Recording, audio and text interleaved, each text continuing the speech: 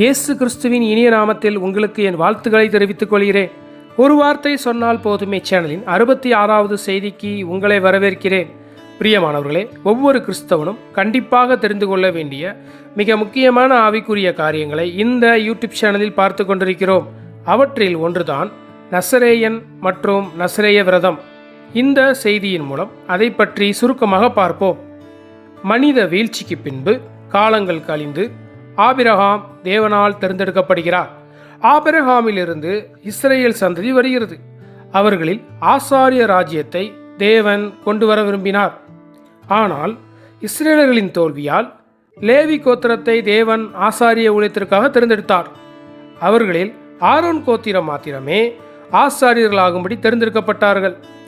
1 Samuel 2ஆம் அதிகாரத்தில் பார்க்கிறபடி எதிர்பாராத விதமாக ஏலியின் குமாரர்கள் விஷயத்தில் ஆரோன் குடும்பம் முழுவதுமாக தோற்றுப்போனது. ஆனால் தேவன் தம் அனந்த ஞானத்தின்படி ஒருவேளை ஆரோன் குடும்பமும் தவறு செய்தால் அல்லது தோற்றுப்போனால் அதற்கு மாற்றாக அல்லது பதிலீடாக ஒரு எமர்ஜென்சி டோர் போன்று ஒன்றை கொண்டிருந்தார். அதாவது ஒருவேளை மெயின் டோர் எதிர்பாராத விதமாக டேமேஜ் ஆகிவிட்டால் எமர்ஜென்சி டோர் உதவும். அதுபோல ஒருவேளை என்றாவது ஆரோன் குடும்பம் தோற்றுவிட்டால் அவர்களுக்கு பதிலீடாக தேவைப்பட்ட ஒன்றுதான் நசரேயர்கள் மற்றும் நசரேய பொருத்தனை. இதில் உள்ள சிறப்பம்சம் என்னவென்றால், ஒரு குறிப்பிட்ட குலமோ கோத்திரமோ குடும்பமோ ஆணோ பெண்ணோ என்று ஒரு வரம்பு இல்லாமல் யாரு வேண்டுமேனாலும் நசரேய பொருத்தனை செய்து நசரேய விரதத்தை பின்பற்றி ஒரு நசரேயனாக தேவனை சேவிக்க முடியும். நசரேய விரதத்தின் கோட்பாடு ஆசாரியத்துவம் அனைவருக்கும் என்பதே.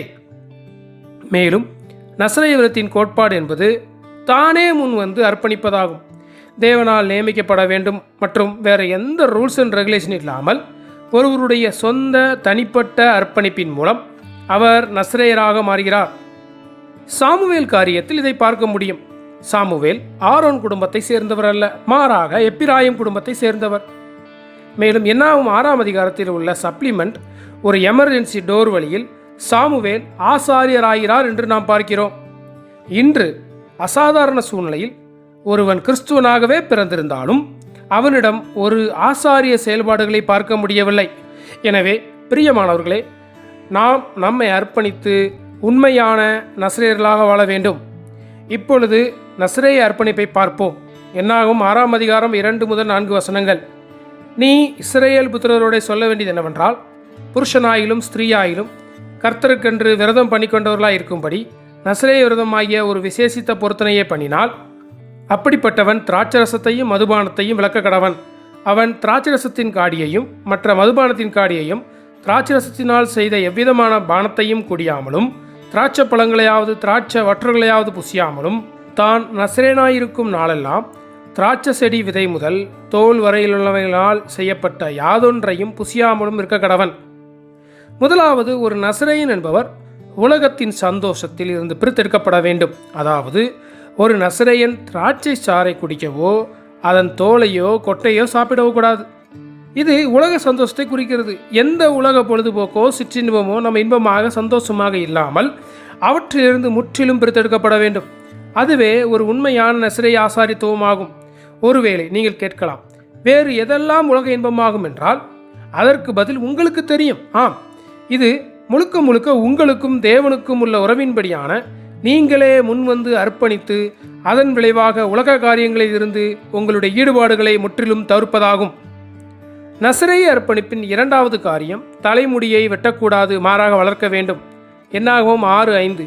அவன் நசரேய விரதங்காக்கும் நாளெல்லாம் சவரகன் கத்தி அவன் தலையின் மேல் படலாகாது.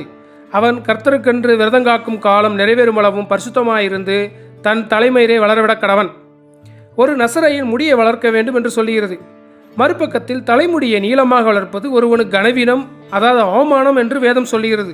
1 கொரிந்தியர் 11:14 கூறுகிறது, புருஷன் மயிரை நீளமாய் வளர்க்கிறது அவனுக்கு கனவீனமாய் இருக்கிறது என்றும். இதனுடைய அர்த்தம் என்னவென்றால், ஒரு நசரேயன் கிறிஸ்துவுக்காக அவமானத்தை சுமக்க விருப்பமுடையவர்களாக இருக்க வேண்டும். நீண்ட முடியை கொண்டிருப்பது என்பது தன் சுய மகிமையை, தன் பெயரின் மேன்மையை மறுதளிப்பதை குறிக்கிறது. பிரியமானவர்களே, இன்று கிறிஸ்துவை ஊழியம் செய்வதை தேர்ந்தெடுப்பவர்களை அவர் நிமித்தம் தங்கள் பொன்னான எதிர்காலத்தை கைவிட்டவர்களை இந்த உலகம் அவமானப்படுத்துகிறது. என்னப்பா பிழைக்க தெரியாதவனா இருக்கான், இவ்வளவு படிச்சுக்கிட்டு ஏசுன்னு பைத்தியமாக சுற்றுறான், கடவுள் நம்பிக்கை இருந்தால் போதாதா? அதுக்காக எப்போ பார்த்தாலும் ப்ரேயர் மீட்டிங்கு, பாஸ்டிங் ப்ரேயர் இருந்தால் எப்படி பணம் சம்பாதிக்கிறது, குடும்பத்தை காப்பாற்றுறது என்று இப்படி அவமானங்களையும் கிண்டலையும் சந்திக்கும் போது தன் மானத்தை, கௌரவத்தை என்று எல்லாவற்றையும் கிறிஸ்துவ நிமித்தம் ஒரு நசரேயன் கைவிட வேண்டும். எனவே பிரியமானவர்களே, இப்படி எந்த விதமான அவமானத்தையும் சுமக்க தைரியம் இல்லாதவர்கள் ஒரு நசரேயனாக இருக்க முடியாது. அடுத்து நசரேய அர்ப்பணிப்பின் மூன்றாவது காரியம், இயற்கையான பாசத்திலிருந்து, உறவிலிருந்து பிரித்தெடுக்கப்பட வேண்டும். என்னாகவும் 6:6 அவன் கர்த்தருக்கென்று விரதங்காக்கும் நாளெல்லாம் யாதொரு பிரேத தண்டையில் போகக்கூடாது. அது யாராக மிக நெருங்கிய உறவு முறையாக இருந்தாலும் சரி, அவர்களின் மீதான பாசம், நேசம் என்பவர்களிலிருந்து தன்னை பரிசுத்தப்படுத்திக் கொள்ள வேண்டும். இல்லை என்றால் ஏதோ ஒரு சூழ்நிலையில், ஏதோ ஒரு பொறுப்பின் மூலம், கடமையின் மூலம் என்று தேவனை விட அவர்களுக்கு முக்கியத்துவம் கொடுக்க, அப்பொழுது நம்மை அறியாமல் உலகமும் மரணமும் பரவி நசரேய விரதம் தடைபட்டுவிடும். நசரேய அர்ப்பணிப்பின் 4வது காரியம், ஆவிக்குரிய மரணத்திலிருந்து பிரித்தெடுக்கப்பட வேண்டும்.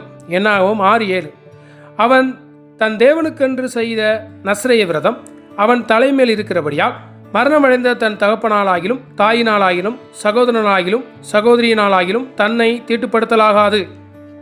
அடுத்த வசனம், அவன் நசரேயனாய் இருக்கும் நாளெல்லாம் கர்த்தருக்கு பரிசுத்தமாயிருப்பான். சபைகளை பற்றிய, ஊழியர்களை பற்றிய நம்மை வந்தடையும் எந்த வதந்திகளையும், குறைகளையும், குற்றங்களையும் பற்றி மிகவும் ஜாக்கிரதையாக இருக்க வேண்டும். அது உண்மையா பொய்யா, அதனுடைய விவரம் என்று அவைகளை குறித்து ஆராய்ச்சி செய்யாமல், அதை பற்றி மற்றவர்களிடம் பேசாமல், அதாவது இப்படிப்பட்ட மரணத்தை பரப்பும் அனைத்திலிருந்து நசரேயன் தன்னை பாதுகாத்து கொள்ள வேண்டும். ஒருவேளை ஒரு நசரேயன் உலக சந்தோஷத்திலிருந்து தன்னை பிரித்தெடுக்கலாம், சுய மகிமையை புறக்கணித்து கிறிஸ்து நிமித்தம் அவமானங்களை சகித்துக் கொள்ளலாம், நேச பாசத்திலிருந்து தன்னை விலக்கிக் கொள்ளலாம். ஆனால் ஆவிக்குரிய மரணம் என்பது மிகவும் சவாலான ஒரு காரியம். அதில் சிக்கி நசரேய விரதத்தை நிறைவேற்ற முடியாமல் போக வாய்ப்பிருக்கிறது. எனவே ஒரு நசரேயன் ஒவ்வொரு காரியங்களிலும் மிக கவனமாக இருக்க வேண்டும். குறிப்பாக கிறிஸ்துவை முழுமையாக சார்ந்து கொள்வதன் மூலம் தேவன் எதிர்பார்க்கின்ற ஒரு பரிபூர்ணமான நசரேயனாக ஆசாரிய ஊழியத்தை நிறைவேற்ற முடியும். எனவே நாம் இப்படிப்பட்ட நசரேய கோட்பாடுகளை கவனத்தில் கொண்டு ஜெபங்களை ஏறெடுக்க வேண்டும். வேதத்தின்படி ரட்சிக்கப்பட்ட ஒவ்வொரு விசுவாசிகளும் ராஜாக்களும் ஆசாரியர்களாகவும் இருக்கிறார்கள். எனவே அது போதுமானது, நசரேயனாக இருக்க தேவையில்லை என்று ஒருவேளை நீங்கள் நினைக்கலாம். ஆனால் உலக சூழ்நிலை மோசமான இந்த காலத்தில் ஒரு கூட்ட நசரேயர்கள் தேவை என்ற எமர்ஜென்சி அறைகூவல் எங்கும் ஒலிக்கிறது என்பதை ஒருபோதும் மறந்துவிடக்கூடாது. தேவன் நம்மை பார்த்து அழைக்கிறார். யார் அந்த நசரேயன்? யார் அந்த வாலண்டியர்? யார் அந்த ஜெயங்கொண்ட விசுவாசி? ஆம் பிரியமானவர்களே, தேவ சத்தத்திற்கு கீழ்ப்படிந்து இனிமேல் வரும் காலங்களில் நாம் நம்மை நசரேய வாழ்க்கைக்கு என்று அர்ப்பணித்து தேவனுடைய ஆசாரிய ஊழியத்தை இந்த பூமியில் நிறைவேற்றுவோம். எல்லா புகழும் துதியும் கனமும் திரியேக தேவனுக்கே. ஆமேன்.